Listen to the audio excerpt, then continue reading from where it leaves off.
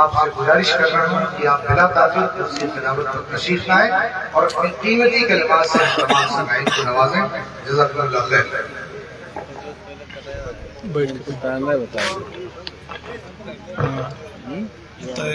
دیکھو مائک کو سنا بڑوان مولانا مائک بہت جلدی سنا ہو جاتا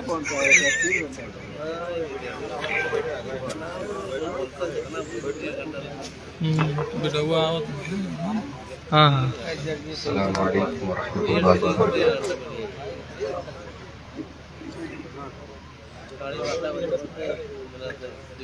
الحمدللہ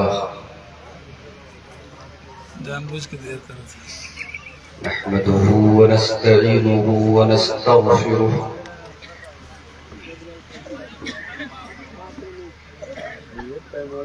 ونعوذ بالله من شرور أنفسنا ومن سيئات أعمالنا.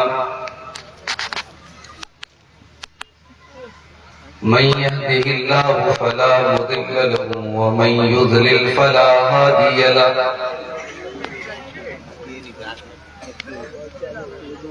وأشهد أن لا إله إلا الله وحده لا شريك له. وأشهد أن محمدا عبده ورسوله.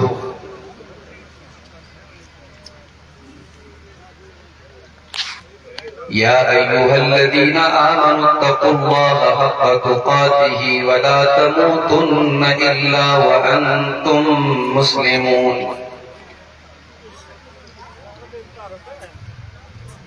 يا أيها الناس اتقوا ربكم الذي خلقكم من نفس واحدة وخلق منها زوجها وبث منهما رجالا كثيرا ونساء. واتقوا الله الذي تساءلون به والأرحام إن الله كان عليكم رقيبا. يا أيها الذين آمنوا اتقوا الله وقولوا قولا سديدا يصلح لكم أعمالكم ويغفر لكم ذنوبكم ومن يطع الله ورسوله فقد فاز فوزا عظيما.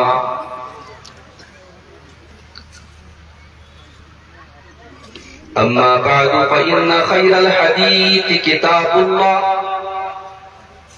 وخير الهدي هدي محمد صلى الله عليه وسلم وشر الأمور محدثاتها وكل محدثة بدعة وكل بدعة ضلالة وكل ضلالة في النار. أعوذ بالله من الشيطان الرجيم. بسم الله الرحمن الرحيم. قال ما منعك أن تسجد لما خلقت بيدي أستكبرت أم كنت من العالين. قال أنا خير منه خلقتني من نار وخلقته من طين. قال فاخرج منها فإنك رجيم وإن عليك لعنتي إلى يوم الدين.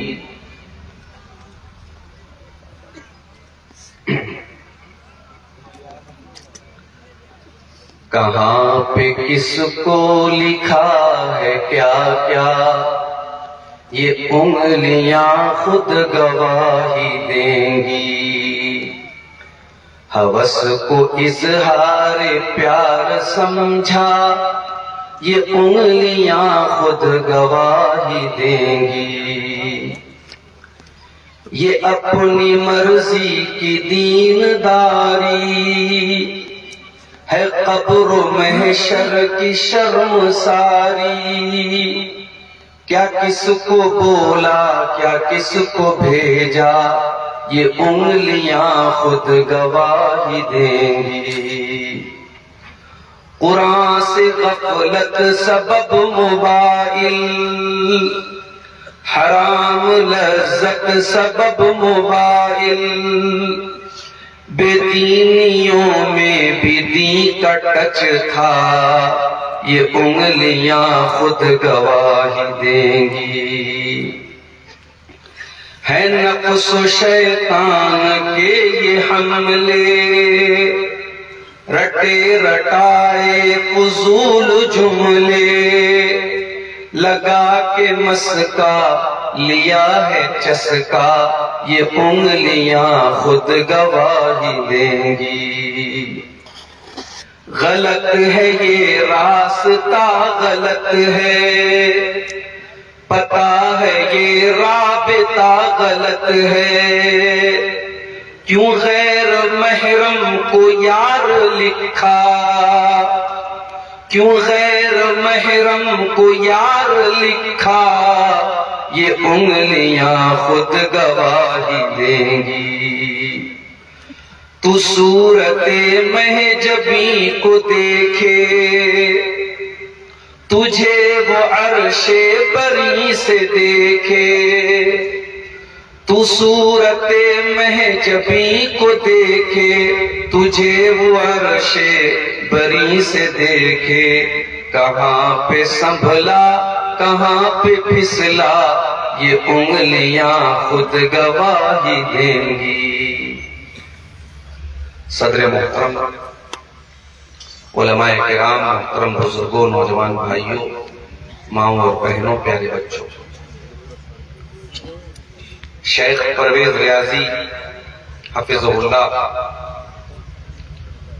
بڑے رقت آمیز انداز میں بڑے اہم موضوع پر آپ حضرات کے سامنے خطاب کر رہے تھے۔ موضوع کا تقاضا بھی یہ تھا اور دل بھی یہ چاہ رہا تھا کہ شیخ اس موضوع کو اور تھوڑا تفصیل سے بیان کریں، مگر میرے ساتھ مجبوری، آپ سب جانتے ہیں میں اکثر آپ کے علاقے میں، سدھارتھ نگر میں یا نیپال کے بارڈر کے علاقے میں آتا ہوں تو مجھے فوراً نکلنا بھی ہوتا ہے۔ 350 پونے 400 کلومیٹر کا سفر بائی کار طے کرنا ہے۔ ایک حادثہ میرے ساتھ اس کے پہلے ہو چکا ہے، 7 گھنٹے 6 گھنٹے تو آرام سے لگ جاتے ہیں۔ میرا ٹارگٹ یہ تھا کہ 1 بجے انڈین ٹائم کے حساب سے ہر حال میں یہاں سے میں نکل جاؤں گا۔ 12:30 کے پار ہو چکا ہے۔ موضوع آج میں نے جو سوچا ہے، ایک لفظ آپ اکثر سنتے ہوں گے علماء کی زبان سے کہ اس کام کے کرنے والے پر لعنت، یا اس چیز پر اللہ کی لعنت ہے، رسول کی لعنت ہے۔ یہ لعنت کیا ہوتا ہے اور کون کون سے ایسے کام ہیں جن پر قرآن و سنت میں لعنت کی گئی؟ لعنت کہتے ہیں اللہ تبارک و تعالیٰ کی رحمت سے کسی کا دور ہو جانا۔ جس انسان کے اوپر اللہ تبارک و تعالیٰ لعنت کر دیتے ہیں وہ اللہ تبارک و تعالیٰ کی رحمت سے دور ہو جاتا ہے۔ ابلیس نے جب اللہ تعالیٰ کا حکم نہیں مانا اور آدم علیہ السلام کے آگے سجدہ نہیں کیا تو اللہ تعالیٰ نے ابلیس سے پوچھا، قال ما منعك ان تسجد لما خلقت بيدي استكبرت ام كنت من العالين۔ کہا کہ اے ابلیس، جس آدم کو میں نے اپنے دونوں ہاتھوں سے پیدا کیا ہے اس آدم کو تو نے سجدہ کیوں نہیں کیا؟ کیا تو اپنے آپ کو بہت بڑا سمجھنے لگا ہے، بہت تو گھمنڈی ہو گیا ہے، بہت اپنے آپ کو بہت بڑا سمجھنے لگا ہے، تکبر کرنے لگا ہے؟ کیا وجہ ہے اس کی؟ قال انا خیر منه خلقتنی من نار وخلقته من طین۔ ابلیس نے کہا کہ اللہ، میں آدم سے بہتر ہوں، تو نے مجھ کو آگ سے پیدا کیا اور آدم کو مٹی سے پیدا کیا۔ آگ ہمیشہ اوپر جاتی ہے، مٹی ہمیشہ نیچے جاتی ہے۔ آگ سے پیدا ہونے والی چیز مٹی سے پیدا ہونے والی چیز کو سجدہ کیسے کرے؟ اس لیے میں نے نہیں کیا۔ اللہ تبارک و تعالیٰ کے حکم کے مقابلے میں اپنی عقل کا استعمال کرنا، لاجک کا استعمال کرنا، یہ کہہ لیجیے کہ شریعت کے نص کے رہتے ہوئے قیاس کرنا، یہ کام سب سے پہلے ابلیس نے کیا۔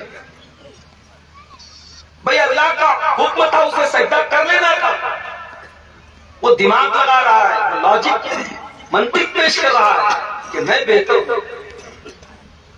قال فاخرج منها فإنك رجيم، اللہ نے فرمایا کہ آج کے بعد سے تمہاری بارگاہ سے نکل جا، ہماری رحمت سے نکل جا، آج کے بعد سے تو شیطان نہیں، تو ابلیس نہیں، تو شیطان مردود بن گیا، رجیم بن گیا۔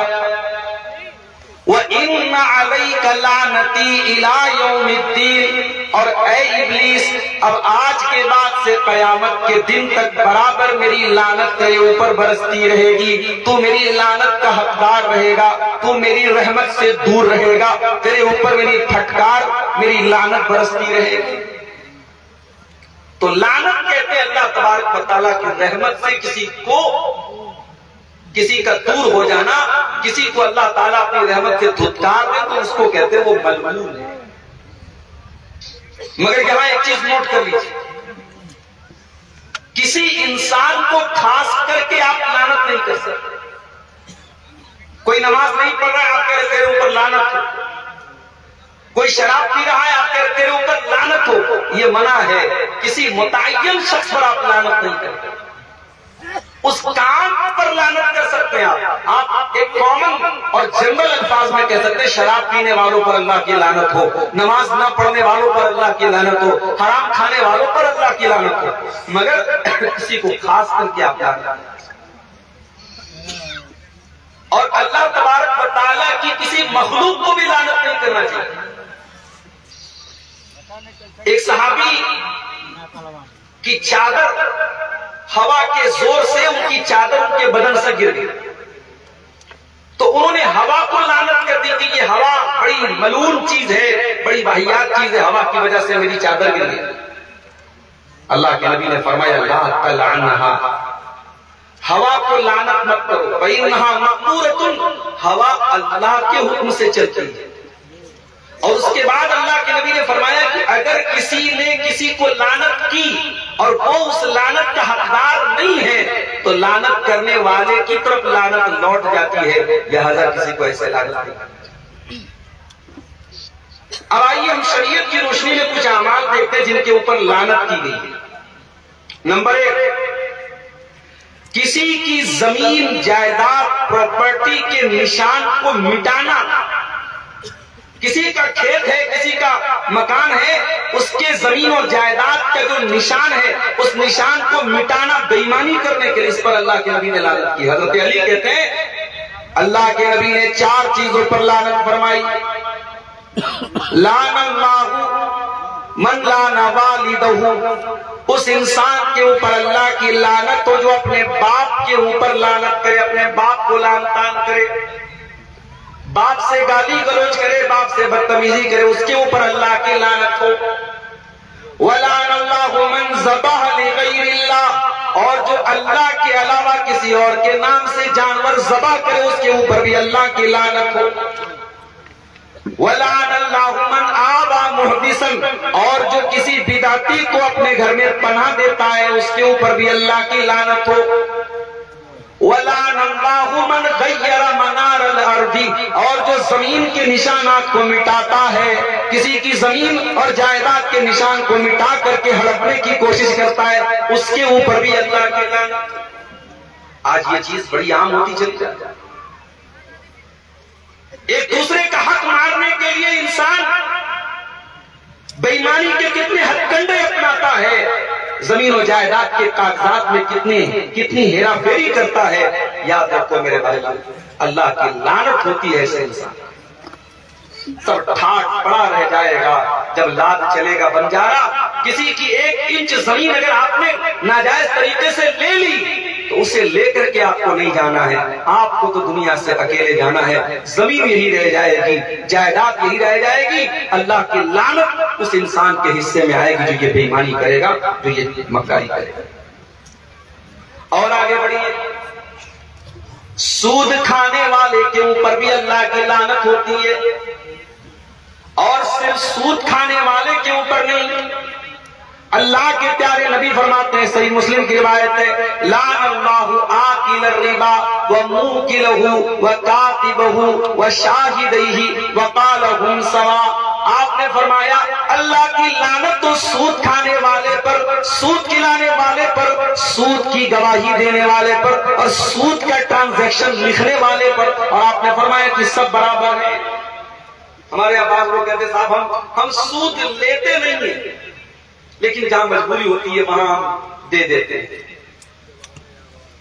سود کا لین دین کرنا یہ حرام ہے میرے بھائیوں، اور لعنت ہے، اور شریعت میں بہت بڑا گناہ اس کو قرار دیا گیا۔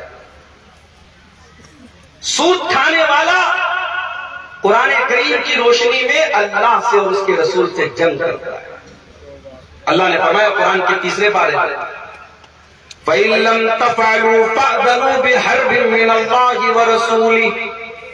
اگر تم نے سود کا لین دین بند نہ کیا، سود کا کھانا پینا بند نہ کیا، تو تم اللہ سے اور اس کے رسول سے جنگ کرنے کے لیے تیار ہو جاؤ۔ کس کے اندر یہ مجال ہے کہ اللہ سے جنگ کرے، اس کے رسول سے؟ تو سود کھانے والے اور کھلانے والے پر بھی اللہ کی لعنت۔ اور آگے بڑھیے، عبداللہ ابن عباس عبداللہ بن مسعود رضی اللہ تعالیٰ عنہ فرماتے ہیں، لعن اللہ الواشمات والمتوشمات والمتنمسات والمتفلجات المغیرات للحسن المغیرات خلق اللہ۔ عبداللہ بن مسعود کہتے ہیں اللہ کی لعنت ہو ایسی عورتوں پر جو گدنا گودتی اور گدنا گدواتی ہے۔ آج کل ٹیٹو بن رہا ہے، بعض حضرات اپنی بیوی کے نام کا ٹیٹو بنوا رہے ہیں، محبوبہ کے نام کا تو بنوانے، آج کل بعض لوگ جو ہے بیوی سے بڑی محبت کرتے ہیں تو بیوی کے نام کا ٹیٹو، بیوی شوہر کے نام کا ٹیٹو بنوا رہے ہیں۔ ٹیٹو بنوانے سے محبت ظاہر نہیں ہوتی، بیوی سے محبت ہے، بیوی کا حق ادا کرے، بیوی کو شوہر سے محبت ہے، شوہر کی خدمت کرے، شوہر کی اطاعت کرے۔ یہ ٹیٹو بنوانا حرام ہے میرے بھائی، گدنا گدوانے میں ٹیٹو بنوانا بھی شامل ہے۔ اللہ کی لعنت ہو ٹیٹو بنوانے والی عورتوں پر اور ٹیٹو بنانے والی عورتوں پر۔ کاٹمنڈو آپ چلے جائیں، وہاں کی مارکیٹوں میں غیر محرم مرد عورتوں کو مہندی لگا رہا ہے، ٹیٹو لگا رہا ہے، اور عورتیں جا کر کے وہاں لگوا رہی، مسلمان عورتیں بھی جا کے لگوا رہی۔ ان کے مردوں کی غیرت کہاں چلی جاتی ہے، ان کے شوہروں کی غیرت کہاں چلی جاتی ہے؟ غیر مرد آپ کی بیوی کا ہاتھ پکڑ کر کے مہندی لگا رہا ہے، یا اس کے گردن پہ یا ہاتھ پہ کہیں پر بھی جو ہے ٹیٹو بنا رہا ہے، اس شوہر کی غیرت کہاں مر جاتی ہے؟ وہ شوہر بے غیرت ہوتا ہے، وہ شوہر دیوس ہوتا ہے۔ اللہ کی لعنت اس عورت کے اوپر جو گدنا گودتی ہے، گدنا گدواتی ہے۔ والمتنمسات، اور اپنے آئی برو کو، اپنے بھونگ کے بالوں کو کاٹنے چھانٹنے والی عورت کے اوپر بھی اللہ کی لعنت، اور خوبصورتی کے لیے اپنے دانتوں کے بیچ میں گیپنگ پیدا کرنے والی عورتوں پر بھی اللہ کی لعنت ہو۔ یہ تمام عورتیں اللہ تعالیٰ کی تخلیق کو بدلنے کی کوشش کرتی ہیں۔ مسئلہ یاد رکھیں، اللہ تعالیٰ نے عورت کو جیسا بنایا ہے اس میں کوئی چھیڑ چھاڑ نہیں کرنا چاہیے۔ ہاں، اگر عورت کے چہرے پر کوئی ایسا بال نکل آئے جو عام طور سے نہیں نکلتا، بعض عورتوں کو مونچھوں کے بال آ جاتے ہیں، بعض عورتوں کو داڑھی کے بال تھوڑے بہت آنے لگتے ہیں، ان کو ریموو کیا جا سکتا ہے۔ یا اگر کسی عورت کی جو ہے آئی برو بہت نارمل سے بالکل الگ ہے، بہت زیادہ گھنی ہے، اچھی نہیں لگ رہی ہے، اس کے شکل و صورت کے لیے عیب ہے، اس کو صحیح کروایا جا سکتا ہے۔ یا اگر بعض لڑکیوں کے دانت جو ہے باہر کی طرف نکلے ہوتے ہیں، اور آج کل ڈینٹسٹ لوگ اس کو باقاعدہ جو ہے تار وغیرہ لگا کے صحیح کر سکتے ہیں، اس میں کوئی حرج کی بات نہیں۔ تو جو نارمل شیپ ہے اس کے ساتھ چھیڑ چھاڑ آپ نہیں کرتے۔ اب عبداللہ بن مسعود نے جب یہ بات بیان کی، عبداللہ بن مسعود اللہ کے نبی کے بڑے مشہور صحابی تھے، ان کی یہ بات وائرل ہو گئی، عام ہو گئی۔ تو ایک عورت تھی جس کا نام ام یعقوب تھا، اس عورت کے کانوں تک یہ بات پہنچی کہ عبداللہ بن مسعود نے ایسی ایسی عورت پر لعنت کی۔ اس زمانے کی عورتیں بھی بڑی جانکار ہوتی تھی، ہمارے یہاں کی عورتوں کی طرح نہیں ہوتی تھی، یہ دین کے معاملے میں بالکل زیرو۔ معاف کیجیے گا، اگر آپ اپنے گھر کی عورتوں کا جائزہ لے لیں، بڑے موٹے موٹے دین کے مسائل نہیں جانتی. ام یعقوب نام کی اس عورت کو پتا چلا، اس نے عبداللہ بن مسعود کے پاس آ کر کے پوچھا کہ آپ نے ایسی ایسی عورتوں پر لعنت کی ہے، دلیل کیا ہے آپ کے پاس؟ صحابی سے دلیل مانگتی ہے، دلیل کیا ہے، کیسے لعنت کر دی آپ نے؟ عبداللہ بن مسعود نے کہا کہ میں ان عورتوں پر لعنت کیوں نہ کروں جن پر اللہ نے لعنت کی ہے اور جن پر رسول اللہ نے لعنت کی ہے اور جن کا ذکر قرآن میں بھی موجود ہے.